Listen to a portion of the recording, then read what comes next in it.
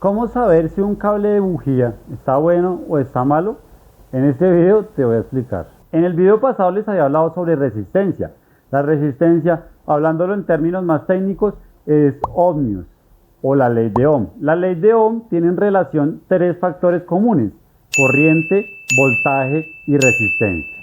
El voltaje es como cuando ustedes tienen una manguera de agua, un tanque con una manguera de agua y van abriendo la llave, hay más flujo de agua. Algo parecido sucede con el voltaje. Entre más voltaje, más electrones están pasando por el cable. Yo creo que a todos nos ha pasado que hemos necesitado usar un electrodoméstico y hemos necesitado usar una extensión. Después de un momento de estar usando ese electrodoméstico, notamos que esa instalación se calienta. Eso quiere decir, es un buen ejemplo de resistencia, quiere decir que ese cable o es muy delgado o muy largo, ¿cierto? Si fuera más grueso o más corto, quizás el cable no sufriría ese grado de resistencia y seguiría la corriente con más normalidad. ¿Y por qué digo esto?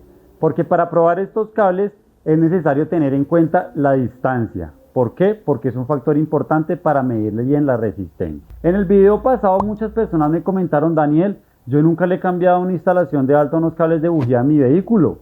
Resulta que no todos los motores llevan instalaciones de este tipo. Algunos fabricantes de vehículos dijeron: si necesitamos pasar la corriente de la bobina a la bujía por medio de este cable, ¿por qué no nos inventamos un diseño que sea directamente? O sea, que tenga la bobina un contacto directo con la bujía. Y eso hicieron. Son sistemas que llaman coil plug o coil rail, como el Chevrolet Tracker, Chevrolet Cruze, Renault Megane y muchos vehículos que funcionan con ese sistema. A mí me parece un buen sistema. Tiene sus pros y sus contras. Quizás haga un video hablando del tema en otra ocasión. No siendo más, vamos a probar estos cables. Para poder probar estos cables necesitamos un multímetro y también un metro, ¿cierto? ¿Recuerdan que les hablé sobre la importancia de la distancia? Pues resulta que solo existen dos reglas para que le tomen pantallazo o se las graben. En este caso, la primera regla aplica para cables que midan menos de 40 centímetros. En este caso yo ya medí este y ya me cercioré que mide menos de 40 centímetros, ¿cierto?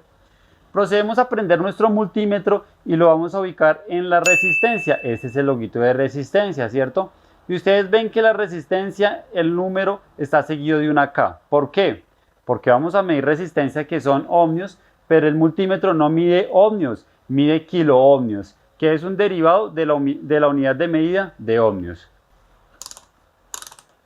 Siempre lo debemos ubicar donde dice 200 kiloohmios y procedemos a hacer la medición.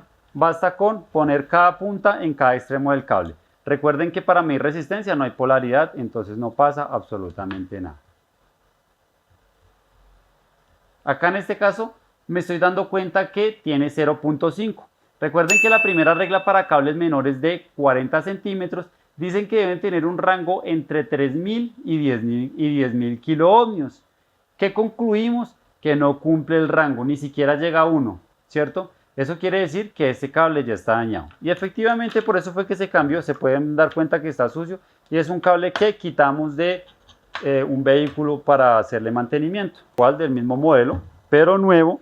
Y vamos a ver ustedes cómo concluyen esto, ¿cierto? Hacemos lo mismo, ubicamos en un extremo el cable y en otro extremo el otro. Y ya nos damos cuenta que ya nos está arrojando una medida diferente. 8.7, o sea, 8700 kiloohmios.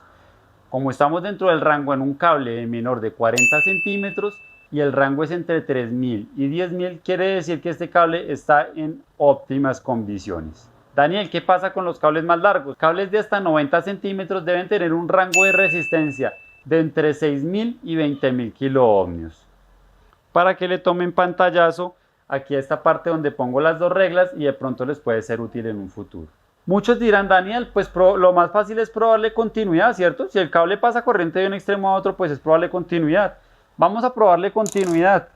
Vamos a ubicar el multímetro en continuidad y miren a ver si pueden escuchar.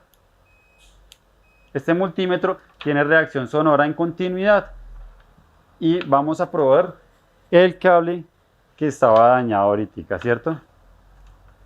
Este cable, notamos que no hay continuidad aparentemente, ¿cierto? Y si probamos este en continuidad, nos damos cuenta que tampoco. ¿Por qué, Daniel? Porque si el cable está bueno no tiene continuidad. Por lo mismo que les había dicho ahorita. Estos multímetros digitales, en este caso estamos midiendo en kiloohmios, la continuidad en cierta manera también mide resistencia, y recuerden que estos multímetros digitales por el rango no alcanzan a detectar continuidad. Entonces es un error medirle continuidad, porque nosotros si hacemos la primera prueba aquí, asumiríamos que el cable está interrumpido, que no tiene continuidad, y resulta que sí. Por el tipo de cable que estamos hablando, porque esto no es un cable convencional, no alcanza a detectar continuidad. Entonces no es recomendable medirle continuidad, sino medirle resistencia. La resistencia es la mejor manera de saber si el cable está bueno o no está bueno. Si está bueno, cámbielo por sospecha, www.repuestoscorrecaminos.com, y si está dañado, también cámbielo por favor, www.repuestoscorrecaminos.com. Déjame tu buen like y comparte este video, que de pronto fue de utilidad para ti o para otra persona le puede servir también.